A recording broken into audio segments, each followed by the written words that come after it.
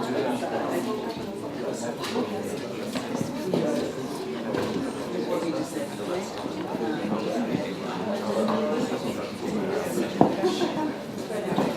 morning, everyone. Again, the hardcore. Sarah, where are your students? I'm joking.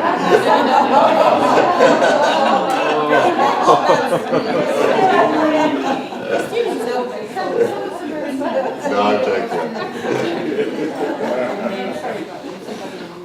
Someone's asleep in a jukebox.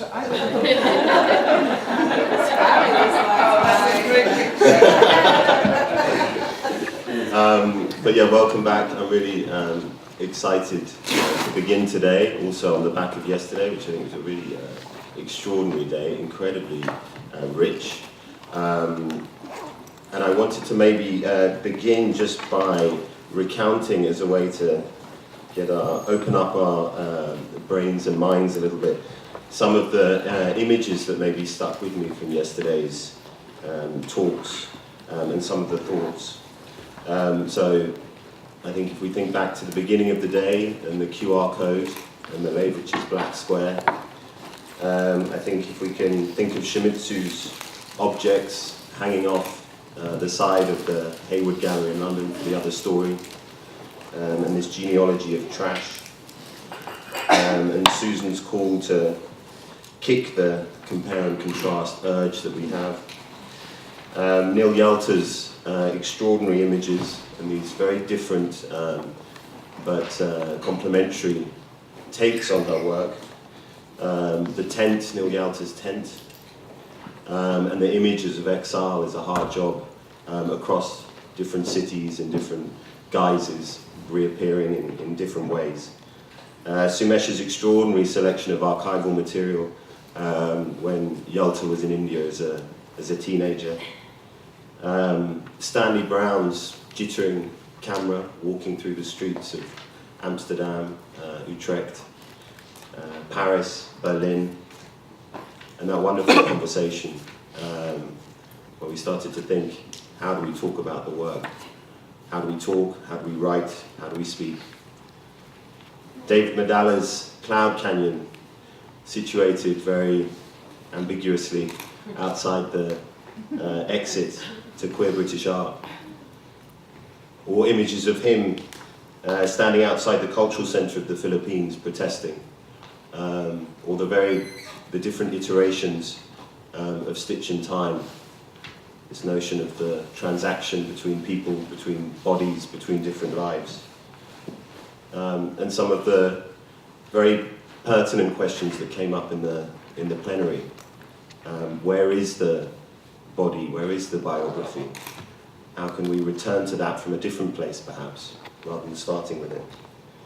And then, having talked about, or evoked, or looked at different materials all day, we ended with the extraordinary scenes of pouring copper in Mathieu's film. And I think today, whilst yesterday was extraordinarily rich, I think if we had another day of sitting in here with that many presentations, we might all go mad.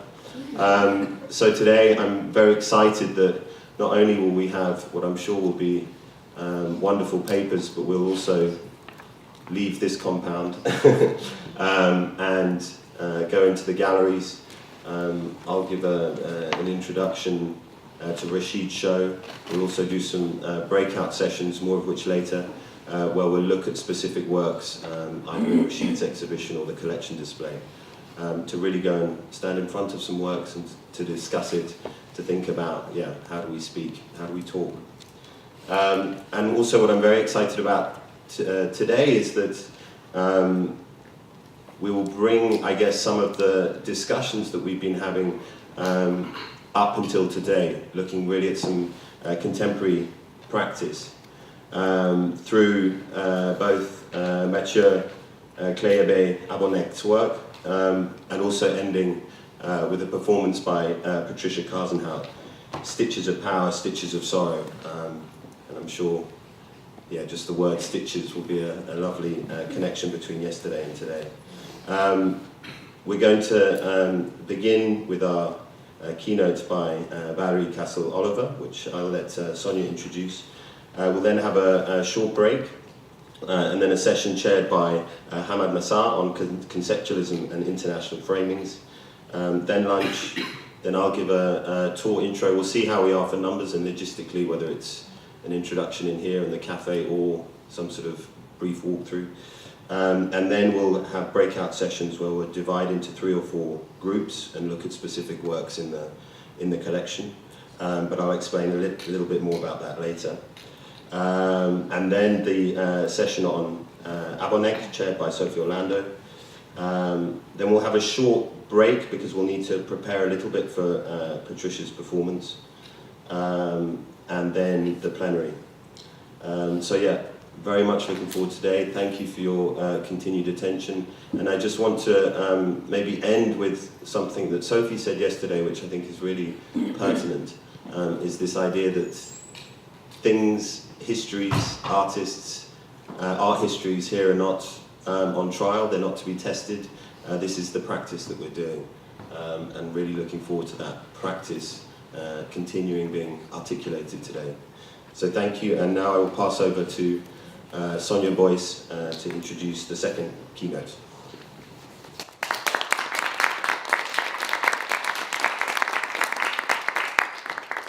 Great to see everyone this morning. Yes, I mean, there's so much that we've been kind of grappling with, and it's all so exciting. I'm hoping we continue these conversations over a longer period beyond the frame of the conference. I have to say that I'm a bit of a fan of Valerie's. I first actually came into to know about some of her work through a fabulous book that I've referred to very, very often called Cinema Remixed and Reloaded, which looks at African American women artists and the moving image, and it's a kind of one of my textbooks really, and my go-to books in terms of actually trying in my teaching capacity and actually talking about the ways in which the moving image within a kind of very contemporary sphere has kind of impacted on fine art practice. We are so excited that you could join us for this conference, and I'm very mindful of. We were talking last night. Valerie and I were talking last night, and your encouragement to be bold. That actually this conference is trying to take a very bold step, and I'm sure many of you would have felt the nervousness of that, but also hopefully the excitement of that. And so I really thank Valerie for saying what really needed to be said. We need to be bold here and enjoy our own boldness. So it gives me enormous pleasure to introduce Valerie Cassel Oliver. Valerie is the Sidney Francis Lewis Family Curator of Modern and Contemporary Art at the Virginia Museum of Fine Arts. And I'm assuming this is a fairly recent appointment. 3 months. Oh, I hope you've settled in. Not yet, but you know, I'm sure they're absolutely delighted to have you. There was another exhibition that again Valerie, groundbreaking exhibition that Valerie has curated, called Double Consciousness, Black Conceptual Art since 1970, which she's going to kind of hopefully talk about a bit with us today and share some of the making of that show, as well as the things that have kind of emerged in the discussions, I'm sure the many discussions that have occurred as a consequence of that show. And also, I wanted to also kind of highlight briefly some of the work that you've done on the artist Benjamin Patterson, who many of us here in Europe should know of, in terms of his being a founding member of Fluxus. And Valerie curated a major retrospective of Benjamin Patterson's work fairly recently, actually. Okay, so I'm hoping that I'm not giving a full, people will have a very full sense of the enormous amount of work.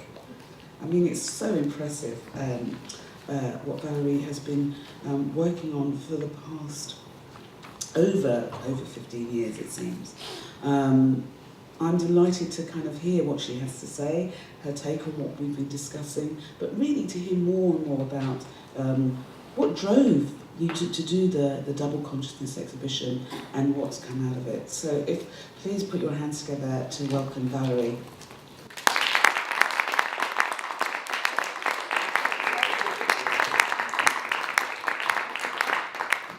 Well, it is a delight to be here. And so for Susan and Sonia and Sophie and Nick and David, thank you all for not only organizing this exhibition, this project. Already I'm in my headspace, but also for your vision in shaping the Black artists in modernism concept. It's a really interesting one, and I feel a bit of an outlier because I'm really speaking from a very American point of view, so I'll put that out there from the beginning. We were talking about this idea of Blackness, and what I'm really grateful for in all of the discussions that have come before is the scope and the breadth of Blackness, is how it's being discussed here and how it has existed in Europe. That is not the case in the United States, but what it keeps me very mindful of is that even with that, we've never been monolithic.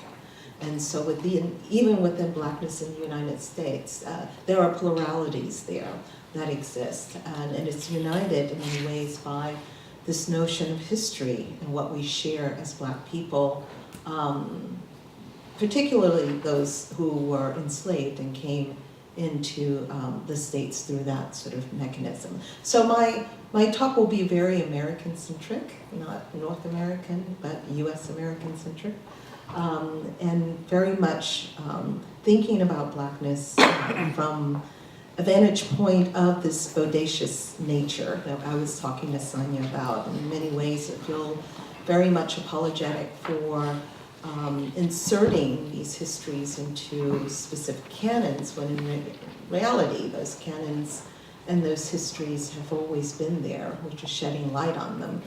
And in many ways we're returning to what I would like to do in a very speculative way, is return to some very interesting notions about points of origins and genealogy, which is another thing that I've heard over the course of the past couple of days.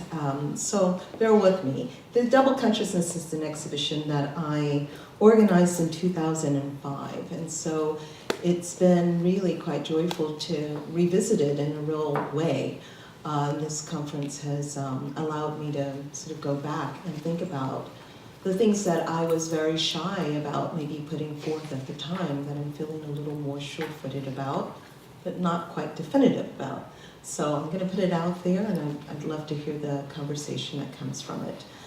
So I'll start with something about this discussion around conceptual art practices, and a statement that was made in the Global Conceptualism catalog, which says, by radically reducing the role of the art object, Conceptualism reimagined the possibilities of art vis-a-vis the social, political, and economic realities within which it was being made. The role of art was expanded to that of catalyst, stand-in for forbidden speech, exemplification of systems of thoughts and beliefs, or vehicles for dissent.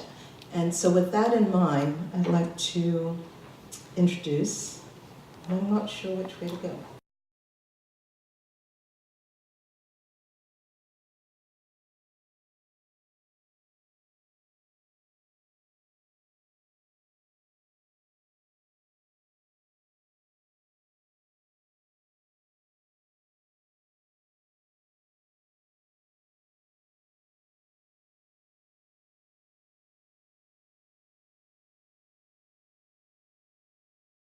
This is a clip from 1914, and it's basically a performance, a dance, which is of the library called the Cakewalk. And the Cakewalk was, in many ways, it was a sort of criticism. It was a way of critiquing a sort of social situation in plantations where large plantations would have these splendid dances called the Grand March. And slaves would, of course, observe these. Many of them served at these events. And from that, they created their own sort of mimicry of it. And not so much to aspire to it, but rather to criticize it in many ways. And this became very much codified as this grand entertainment on plantations, when in fact it was really the slaves using their own bodies as a form of material, as a form and a tool of descent. And so I will start with that when we're thinking about origins of conceptual ideology and where it may begin and when it may begin. And I would like to visit that. For Black Americans, this begins very much early on. And these are things that I would like to recoup and reinsert as frameworks rather than starting from other spaces and being interlopers to really look toward areas that, in the fact, Europe and the West look toward within Black culture that we've somehow issued. So I want to start with that just as a way of beginning. So as Sonia mentioned, Benjamin Patterson becomes in many ways a seed for double consciousness. In many ways he predates the capital C conceptual art practices, but he was a part of Fluxus, which in my mind, laid the foundation for contemporary art practices, period. It was a space where language became key. It was a space where spectacle became key. The body, object, and the dematerialization of the object all come into play. It starts really with Neo-Dada. And if we go even further, it starts with Dada. So in many ways, these conversations are very cyclical. But for the 20th century, I would say it starts here, post-World War II. And in my imagination, when I saw the piano activities, Philip Corner's piano activities and documentation of it, I immediately gravitated to that radical presence within that framework. Within that radical practice, there was this radical presence, which was this Black man, Benjamin Patterson. And that really began me to really look very closely at areas where I did not expect to see myself reflected. And so he really becomes the beginning of me really looking for these histories and legacies of Black artists involved in radical practice, avant-garde practices that are not discussed, are not taught. So this is a piece called Pond, which was created in 1962. And the instructions are there.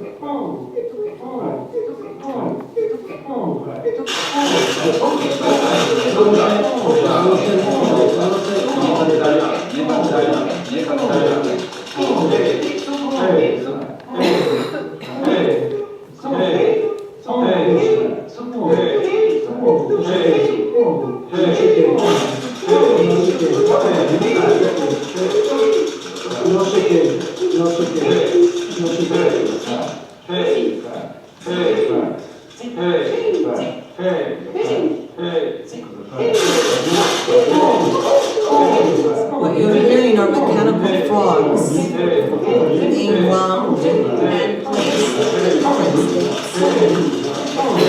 And depending on where people are positioned around the square, they're either uttering a singular syllable word, a double syllable word, or a triple syllable word.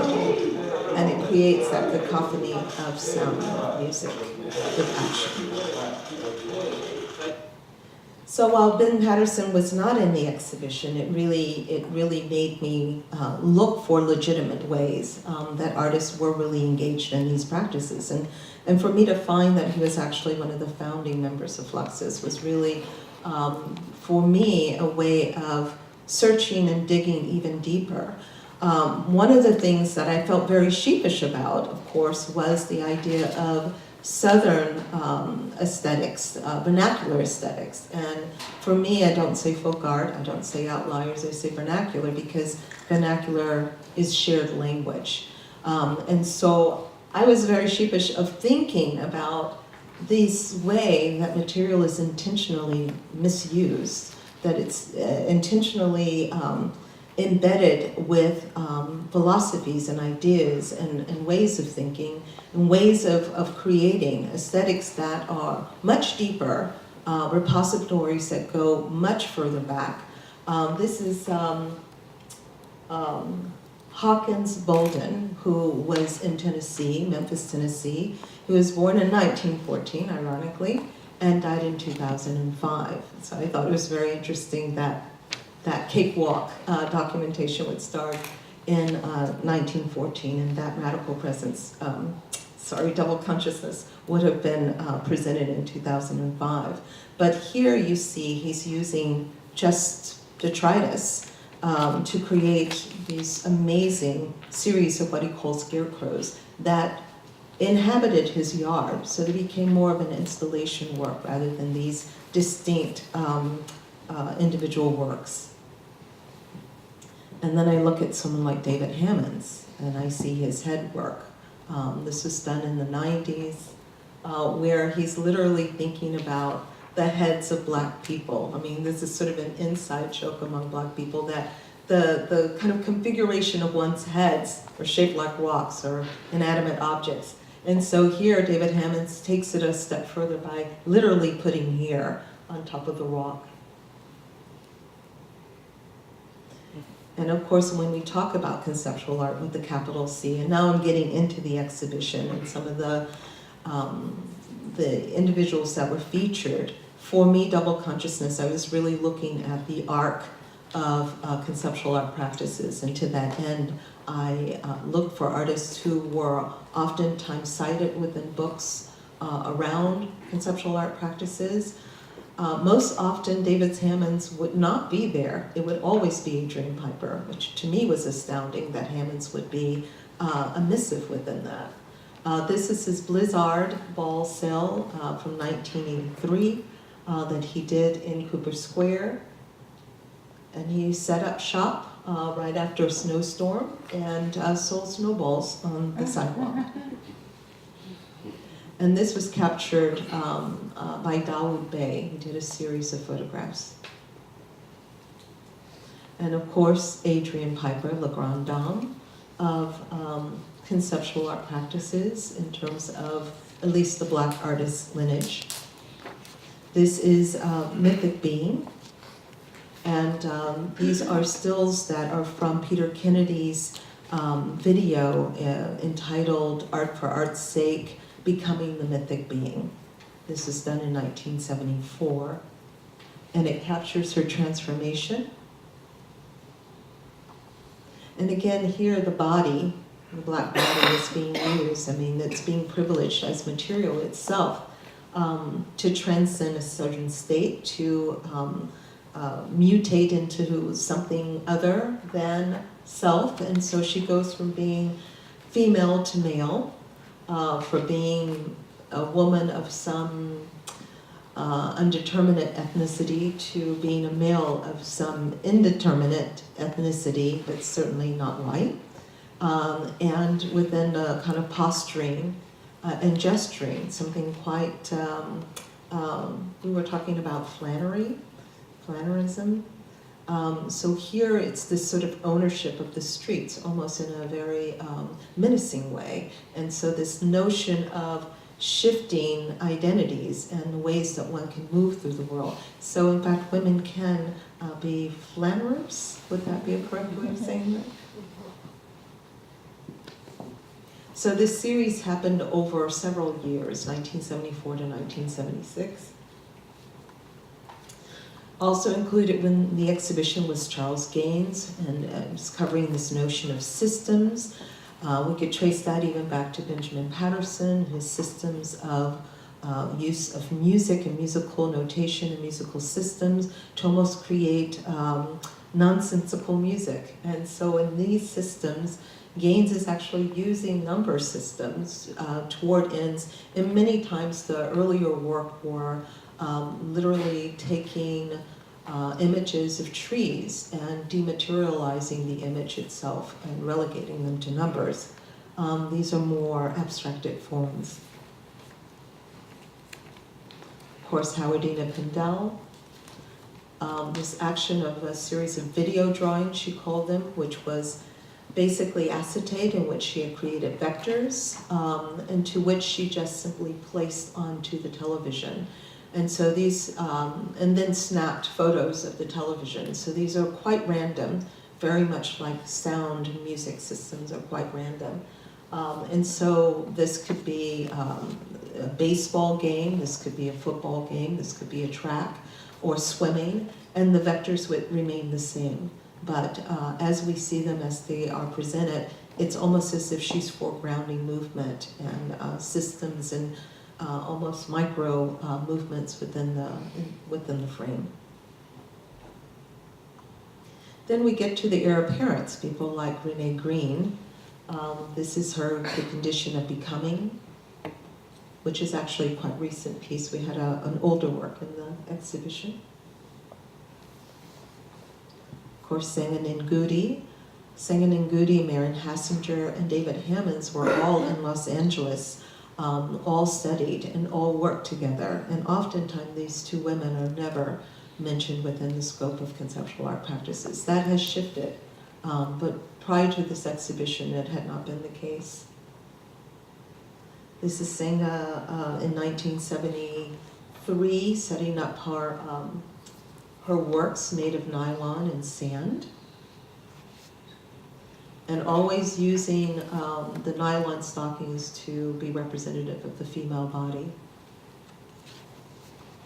This is Marion Hassinger actually activating a piece called RSVP.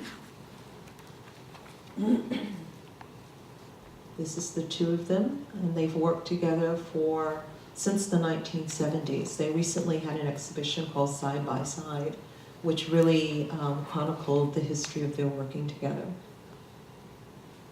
So Marion comes out of a space of dance and sculpture, and Senga out of literature and object making. This is Marion's work, Twirling, which was featured in Double Consciousness. These are all made of wires, but the notion of movement, idea of infusing static objects with notions of movement. Terry Atkins, this piece Sermonesque, which accompanied by muffled drums, was set on two edges of the exhibition space and were to be activated. And muffled drum was, of course, about W.E.B. Du Bois's march in Duluth, protesting the lynchings that were taking place across the United States. And then Sermonesque, a person stood inside of the piece and read the FBI files on W.E.B. Du Bois. So.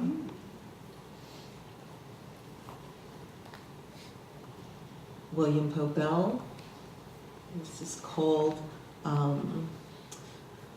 Ritual Burial, Sweet Desire.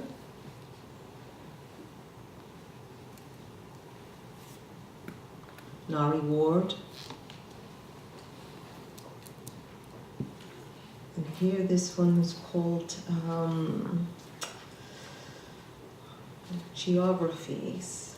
And these are shaker bottles, which have all been messages that he's placed within these bottles that are then suspended. So in many ways, it's confluence of many different cultures coming together, from these bottles to the idea of the bottle trees and the use of the bottles to contain bad spirits or evil spirits within them.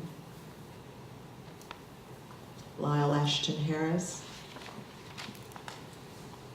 This was also accompanied by a series that he created called Memories of Hadrian, which was taken directly from the the novel by Marguerite Yourcenar, which was all about this messenger who is sent to Marcus Aurelius, really giving him a letter from, oh gosh, now I'm forgetting my histories here, but the idea is that in the novel, the messenger is present but is never seen. And in Memories of Hadrian, Lyle Ashton Harris is dressed in a jockey strap, and he has been beaten almost as like a boxer, but you never see who the aggressor is. So that is paired with this Billy series that he created, which of course is around the notion of Billie Holiday, her addictions, her melancholy life, but again, her arrest. And this schism, or not schism, but duality of male and female that he is playing against one another, the tension where things are not necessarily in opposition to one another, but can coexist in these very interesting fictions that he's created. Of course, Adam Pendleton is introduced in the exhibition with his language works he was doing at the time, where he would take passages from literary greats such as James Baldwin or Maya Angelou, and he would stretch the words out to the cadence of his voice. So it was a wall work with words, but the way the words were spaced reflected the cadence of speaking those words. There's also Sanford Bigger's Ghetto Tunic, Ghetto Bird Tunic, and oftentimes he did not perform within this piece, but in other iterations he actually dons this this coat, and he actually performs with it. Jenny Jones, this was before her acoustic panel paintings. She was replicating the sounds, because she is first and foremost a sound artist, of jazz greats, sometimes splicing, cutting, pasting pieces together. Here she is performing Dizzy Gillespie, and it took her many tries to inflate her cheeks in the manner of Gillespie. And so it is the ending note to A Night in Tunisia, which I don't know if you go, la, la, la, la. So that is playing on speakers, but all you see is this one image. So it evokes sound, and it evokes this bodily presence and action, which we hear, but we don't witness. Edgar Arsenault's A Failed Attempt at Crystallization. And of course, if you can't see it, this is the Alex Haley's Roots, which is turned on its head. A local artist who has since passed away, Bert Long, who was very much interested in temporality. So these are beautiful ice paintings that are set in a refrigeration unit.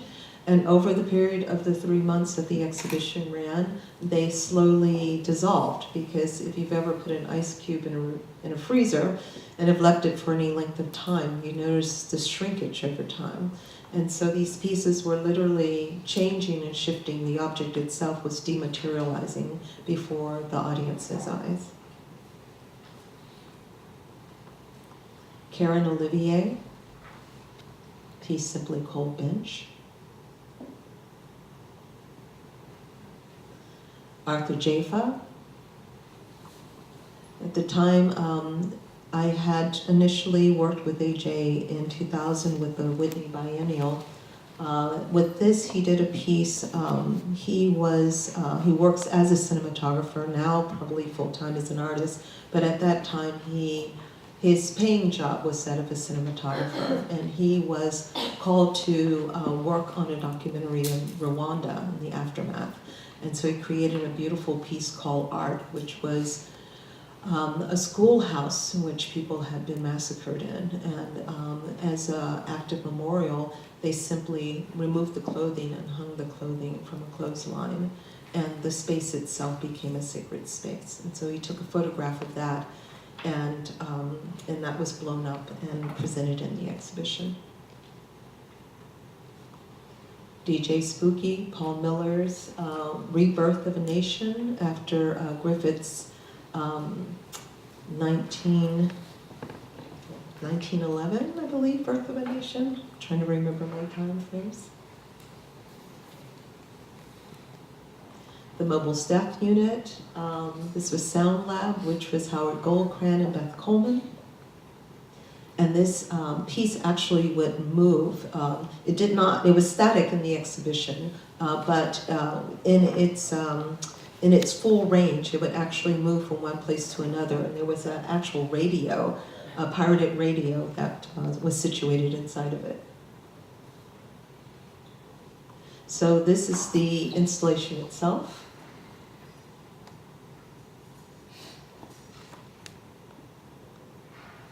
That's Arthur Jafa's art piece that I spoke of.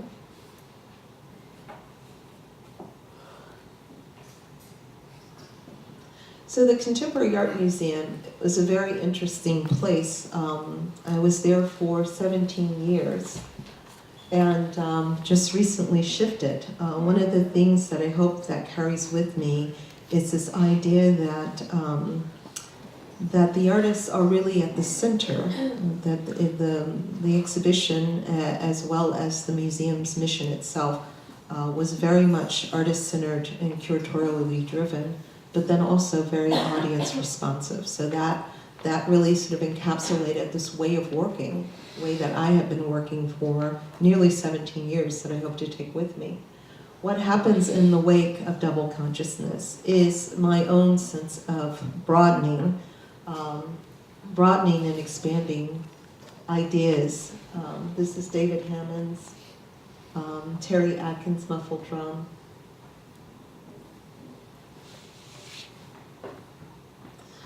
So expanding to really, again, look for artists. So I did a series of exhibitions thereafter, and many times thereafter. Black Light, White Noise, Sound and Light in Contemporary Art, really employing a series of strategies of how to engage Black artists within certain spectrums and genres. This is Satch Hoyt's 8-Track Shack. Again, taking these ideas of conceptual art practices now with the little c, as you saw within the sort of spectrum of double consciousness, starts to move into other areas. Again, Sound Lab, there's Camille Normant, her mirror piece. Wormwood by Nadine Robinson, and again, Arthur Jafa's My Black Death. This was a vintage Thunderbird, which played Coltrane's My Favorite Things in the trunk in this very distorted, heavy bass, very loudly. So this room was almost like persona non grata. It was either too hot and too bright and too loud. So most people just ran the other way, but a wonderful confluence of these two artists working together. George Lewis, Douglas Repetto, and Douglas Ewert's Rio Negro, which was restaged from its 1977 presentation.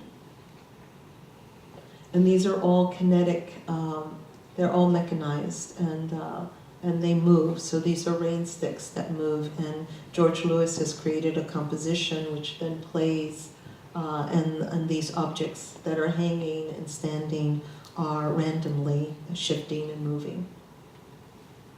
Cinema Remixed and Reloaded that Sonia mentioned, again looking at Black women and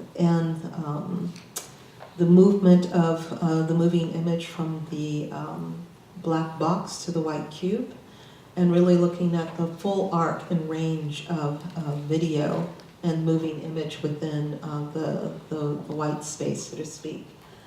So there were large-scale installations, projections, single projections on, not single projections, but single monitors.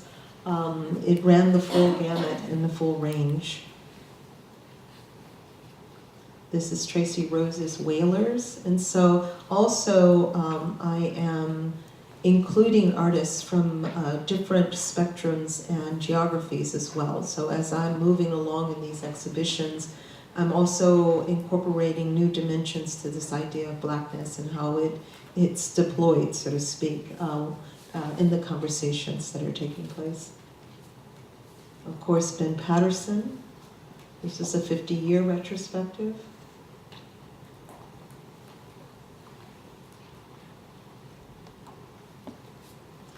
His string theory. This is one of 6 pages, which then has a transparency overlay to it that shifts and moves, and so the performer can play random, a random score rather than a straight linear score. And again, this sort of willful misuse of material, then literally standing the double bass on its neck. This is called Variations on Double Bass.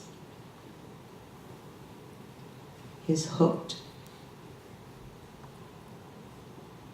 These are all fishing lures. Ben was an avid fisherman, and so he created all of these lures which had small, sweet narratives to them.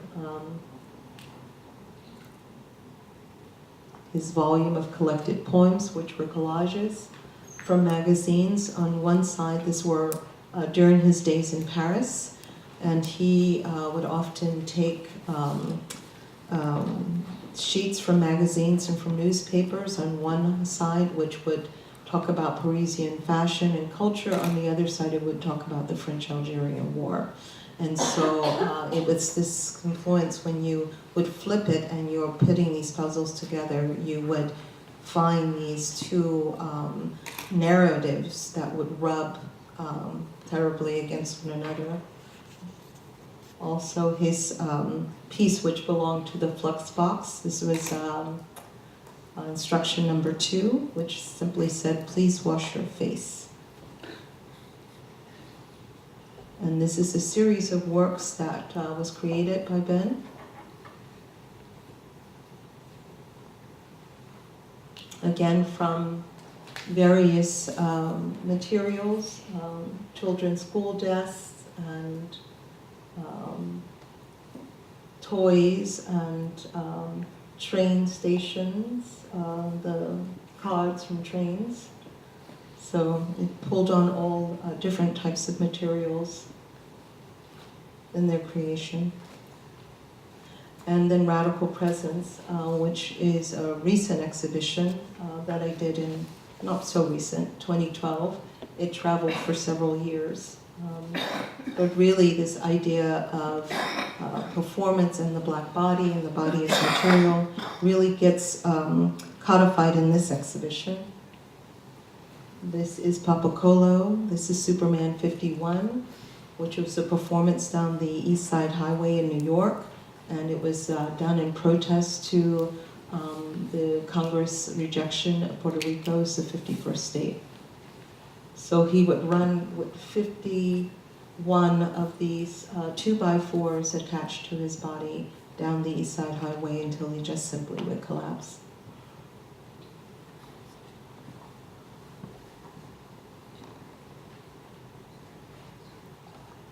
Lorraine O'Grady and her Mademoiselle Débauchois Noir, which she presented at the New Museum in the early 80s. Completely guerrilla, where she would come into the openings and simply shout a poem and then turn and walk away. Sherman Fleming, aka Rod Force, who at the time was in Washington, D.C. And again, looking at the black body, again, as this malleable material, as both object, as both subject, as both object maker.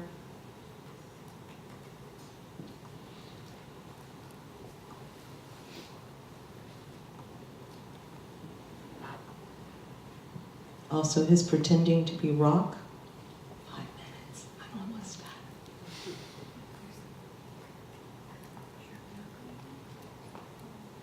and Eating the Wall Street Journal. There was the Paulo Heckenhoff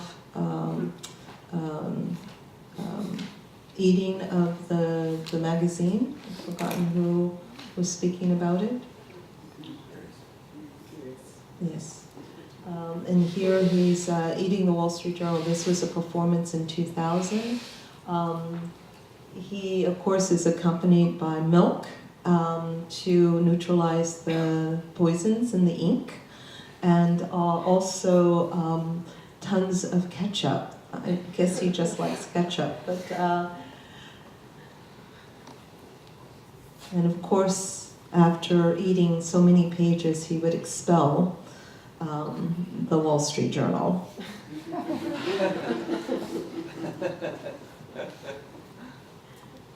Forging for Air.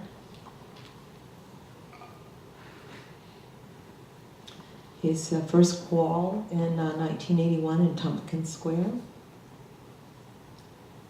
And this led to a multiple series of crawls that he created. And this was the exhibition installed in Houston.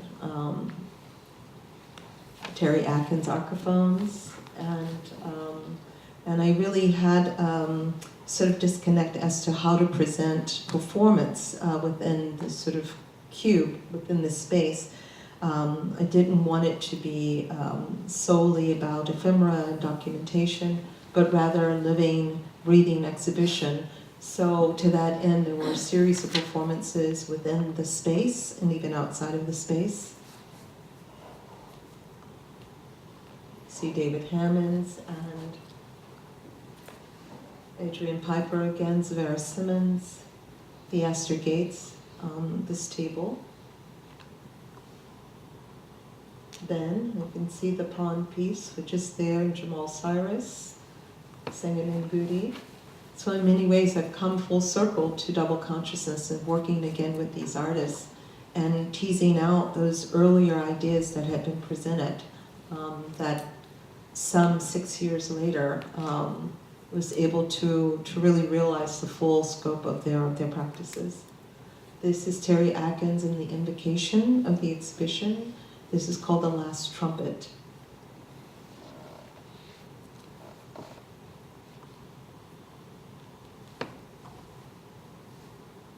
Marin, of course, activating RSVP. We saw a 1974 version of that.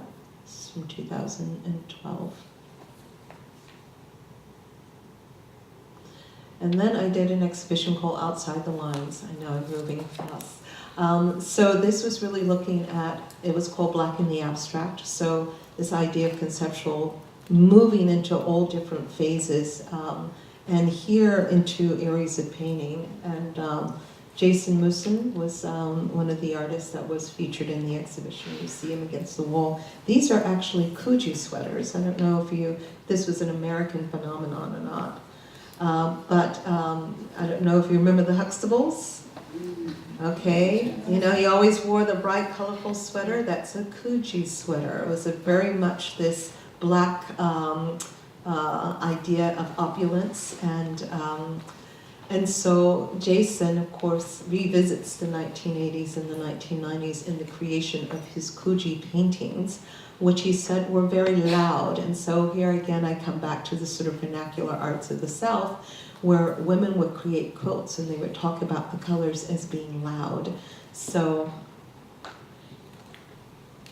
of course, here to the far, I guess it would be my far right, your far left, is Brenna Youngblood's painting, which is really composed of an exit sign which has been cut up and then reconstructed onto the plane.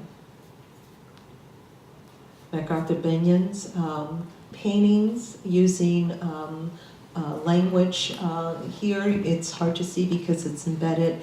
They're actually sheets from his address books, which are then overlaid by him physically pressing wax crayons onto the surface of this wood.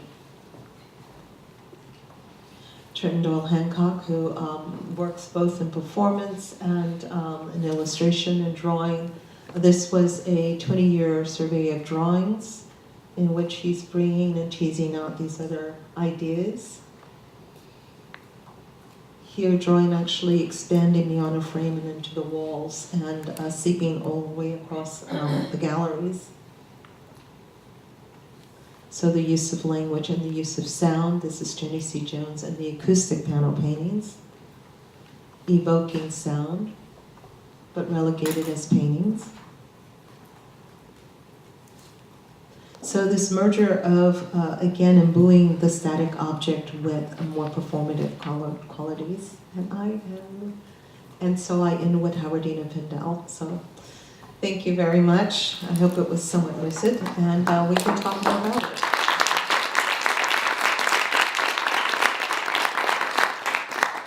Wow, thank you so much. That was an amazing journey.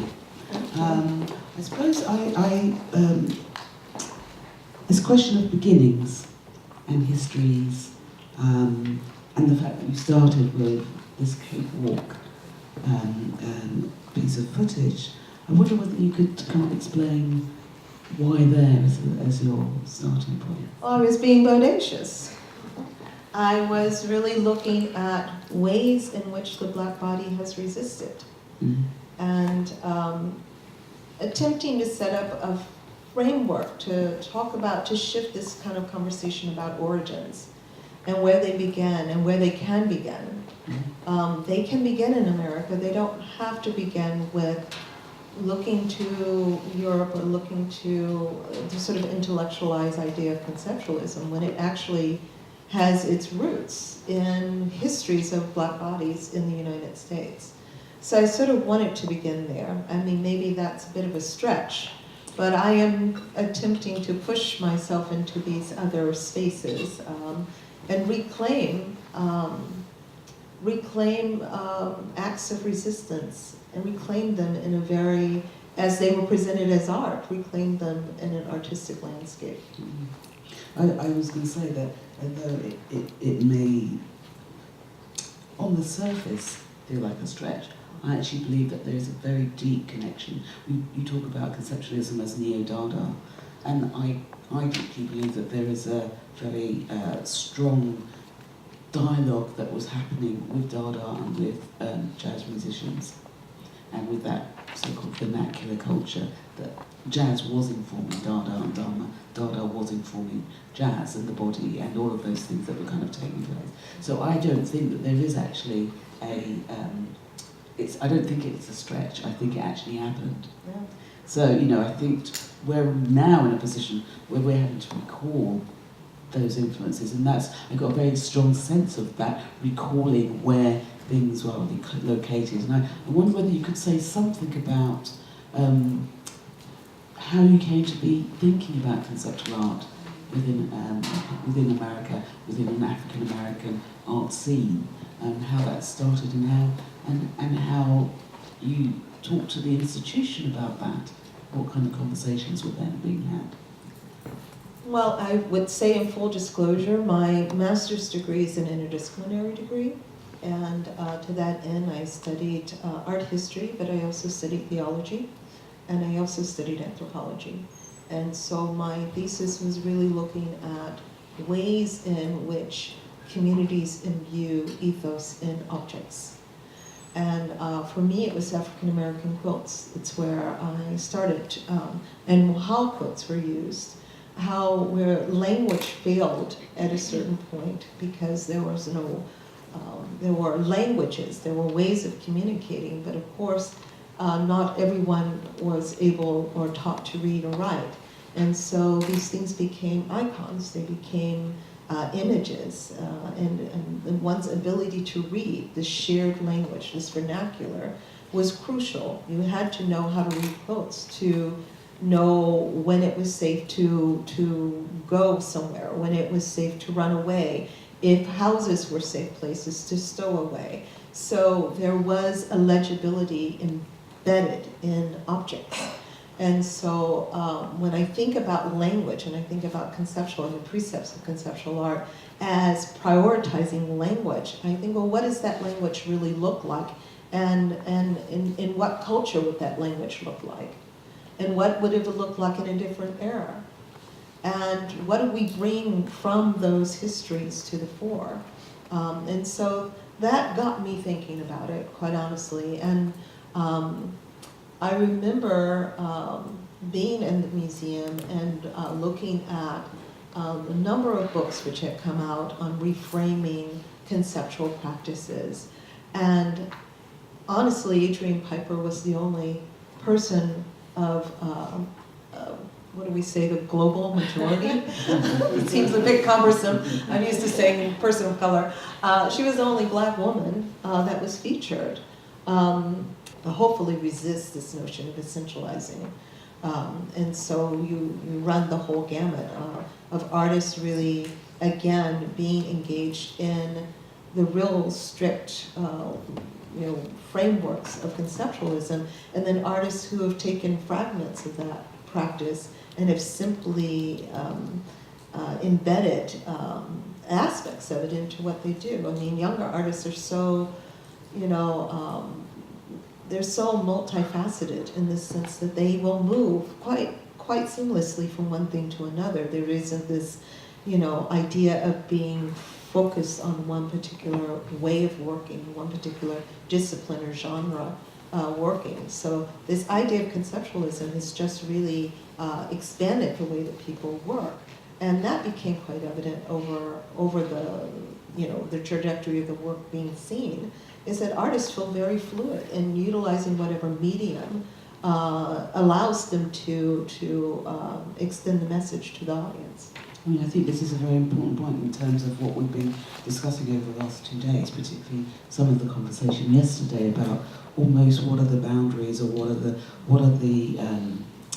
is the agenda of conceptualism and who fits within that.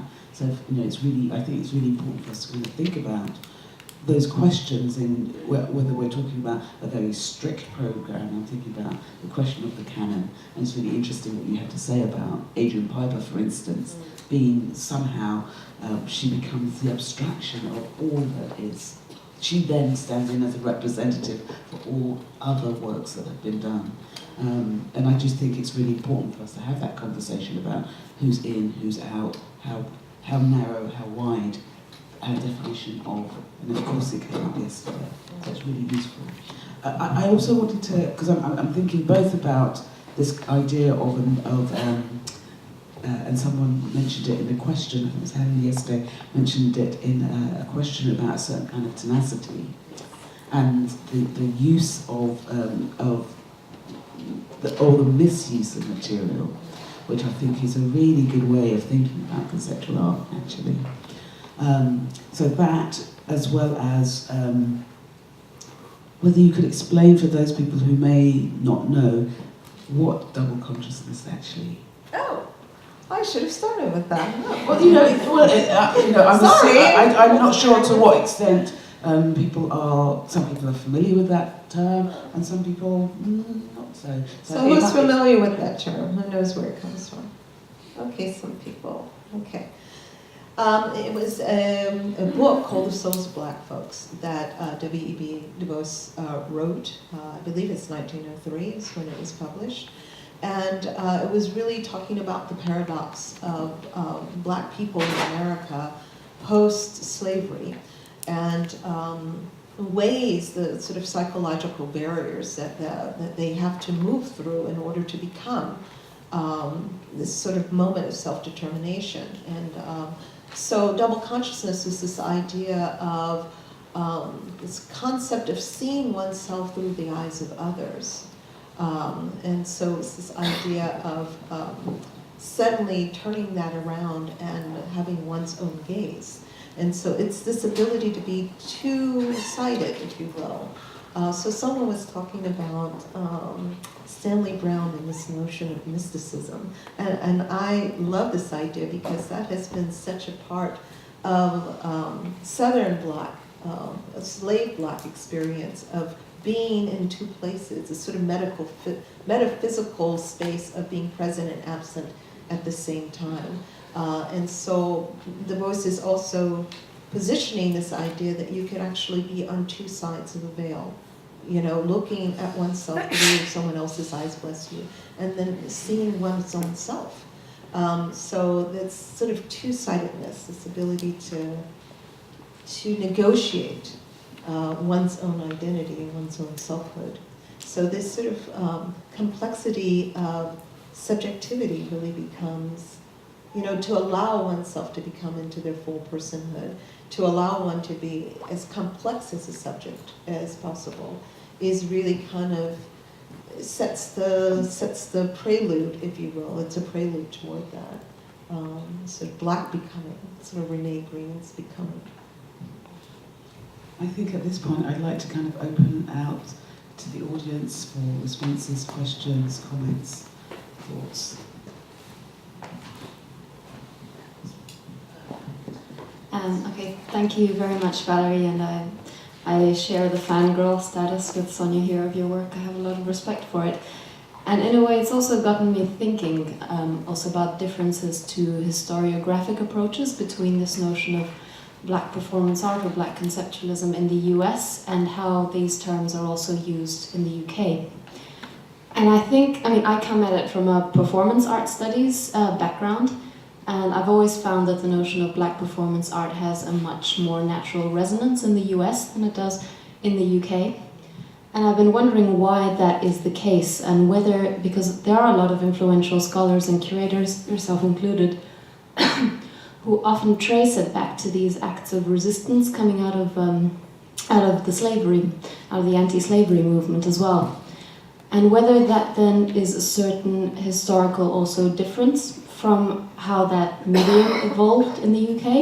And maybe this is also a question for Sonia here, whether the application of the term Black performance art, the way that it comes out of the US, can be mapped onto the British context, and maybe what are some of the limitations and the problems coming out of that. I would be really interested to hear your thoughts on that.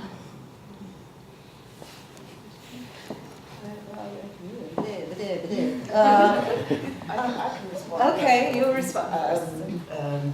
And in a way, it's one of the elephants in this room, this term Black, in that within the British context, and the Black Artists in Modernism project, it's taking its lead from some of the debates that were taking place in the UK in the 70s and the 1980s, in which the term Black was seen as a rallying call around those that were experiencing various similar forms of oppression within the UK context, that also had a kind of colonial relationship to the UK. So African and Asian peoples were rallying together around this, because there was a kind of mirrored experience, you could say, of similar forms of colonial rule, the imperial past with the UK, all of those things. So in a political framework, this is how Black was utilised. Some may say misused. So this is our starting point within the UK context, and of course we flip between, we hear Black, we see the figure of the African, a person of African descent. Yet what took place in the UK was complicating that. So the chance to supplant the experience of African diasporic people onto this question has been diffused somewhat, which is why I'm sure a lot of people here have been kind of confused. Why are all these different kinds of cultural references being brought into this room when Black somehow equals African? But a lot of the debate has moved on. So, I often will say African. I sometimes slip because it's very easy to vacillate between those two, but I would say African Americans. I would say people of African descent in the UK. And try for myself not to confuse it between what I see as a political position of Blackness. So that the experiences they're not twinned, they're not the same thing.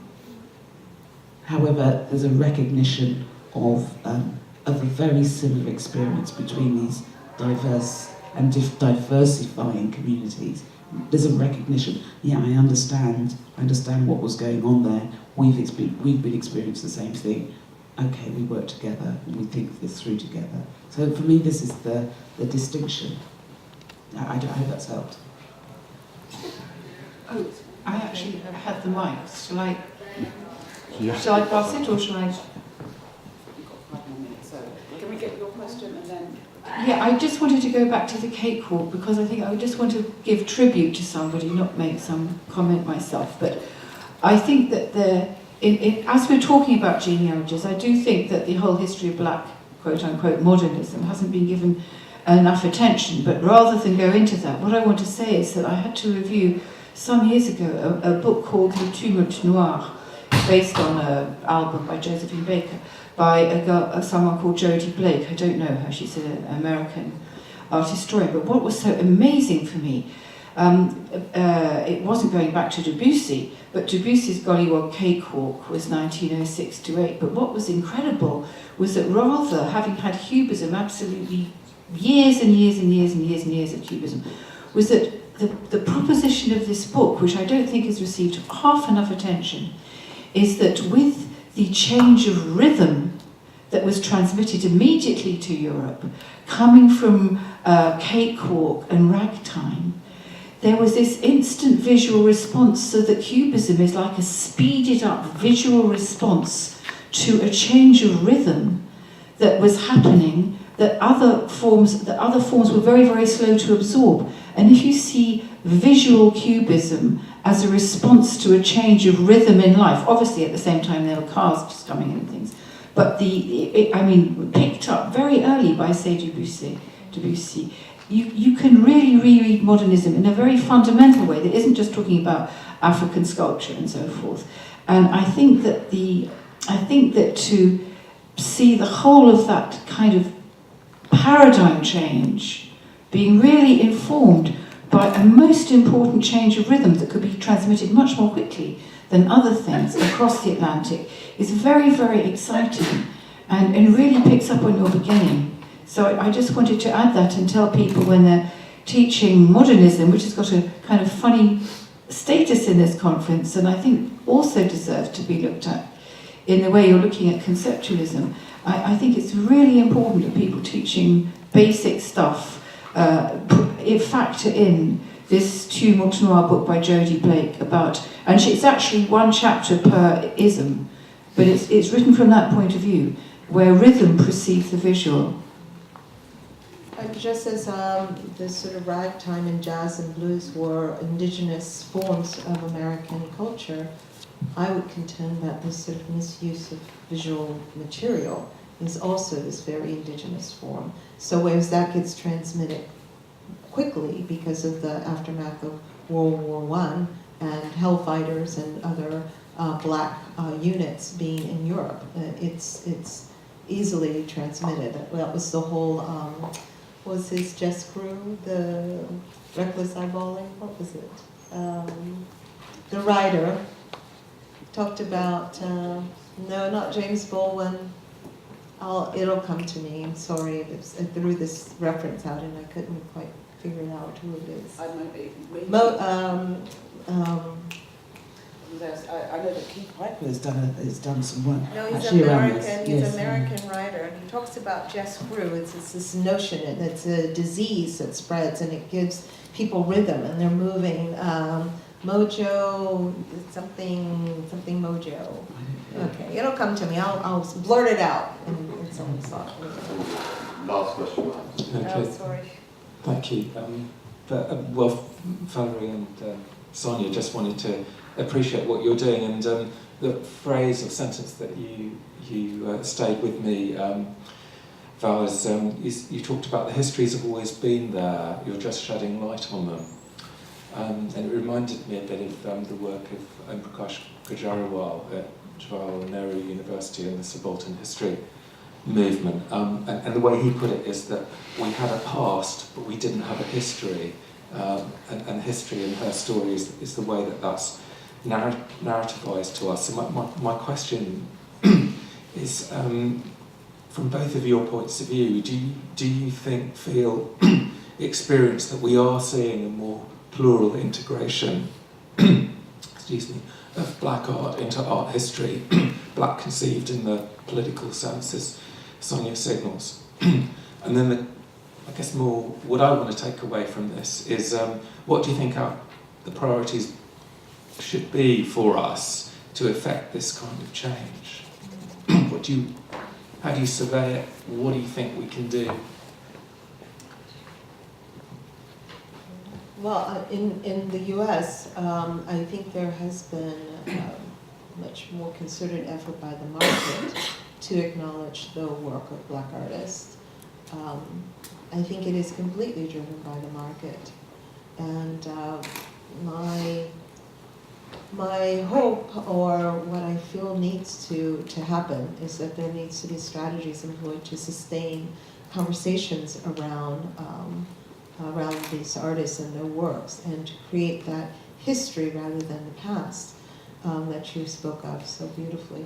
So I think my work will really be hopefully about sustaining these conversations and not allowing the objects themselves to be absorbed and the artists to be discarded, and their histories and their place within these trajectories to be erased.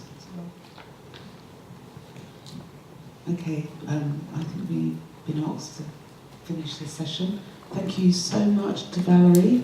That was amazing. Thank you everybody for your very insightful kind of comments. Nick will tell us what we have to do now, but can I just ask you to,